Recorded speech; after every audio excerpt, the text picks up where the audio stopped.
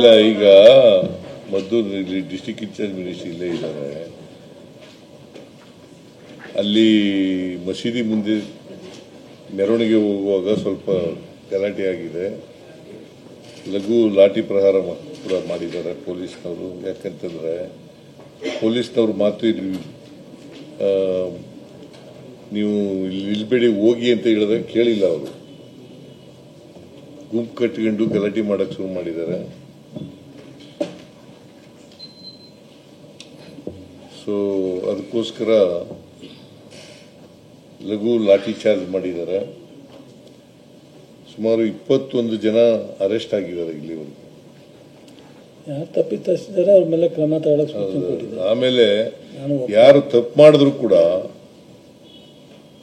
ಹಿಂದೂಗಳು ಮಾಡಲಿ, ಮುಸಲ್ಮಾನರು ಮಾಡಲಿ ಅಥವಾ ಎರಡೇ ಮಾಡಲಿ, ಅವ್ರ ಮೇಲೆ ಕಾನೂನು ರೀತಿಯ ಕ್ರಮ ತಗೊಳ್ತಿದೆ.